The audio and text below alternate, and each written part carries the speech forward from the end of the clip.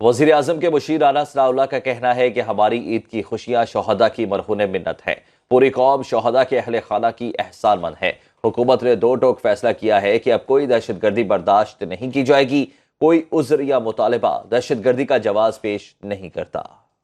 پوری قوم جو ہے اپنے ان شہداء کی بھی اور ان کے جو ورثاء ہیں، ان کی جو فیملیز ہیں، ان کی احسان مند ہے۔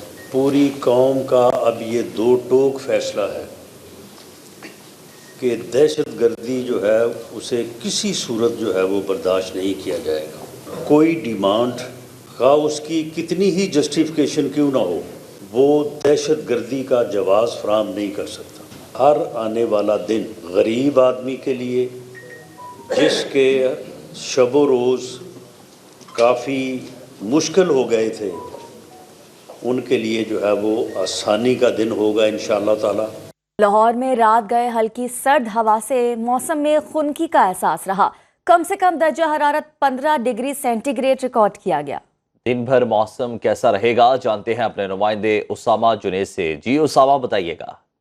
لاہور کا مطلع جو ہے وہ قدرے صاف رہا، لیکن شام گئے ہی ہلکی سرد ہواؤں کی وجہ سے موسم جو ہے وہ اس کے اندر خنکی کا احساس بڑھ گیا، اور رات جو ہے وہ موسم میں جو سردی ہے اس کا احساس بھی محسوس کیا جانے لگا۔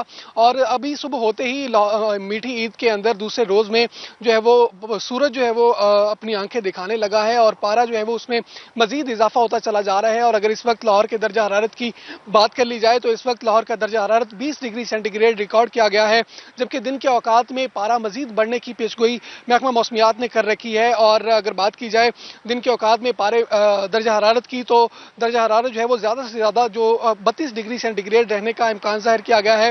دوسری جانب ہواؤں میں نمی کا تناسب جو ہے وہ اس وقت 45% ریکارڈ کیا گیا ہے، جبکہ ایئر کوالٹی انڈیکس جو ہے وہ 140 ریکارڈ کیا جا رہا ہے۔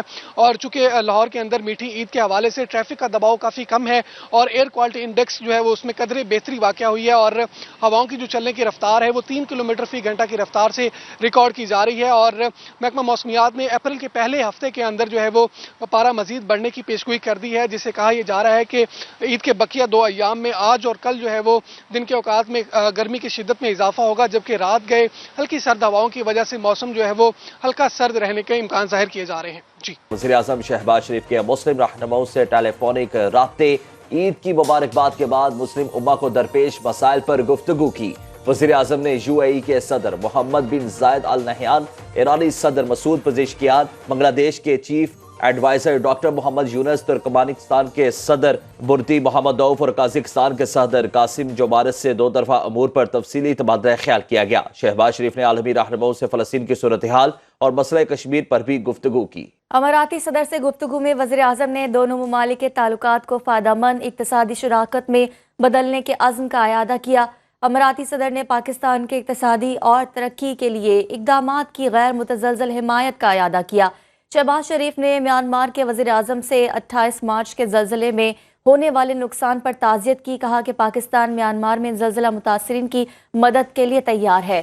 ملیشین وزیر اعظم سے گفتگو میں شہباز شریف نے دو طرفہ تعاون مزید مضبوط بنانے کی خواہش کا اعادہ کیا۔ وزیر اعظم کا بحرین کے بادشاہ سے ٹیلی فونک رابطہ، عید کی مبارکباد دی۔ شاہ حمد بن عیسیٰ الخلیفہ نے پاکستانی عوام کے لیے نیک خواہشات کا اظہار کیا۔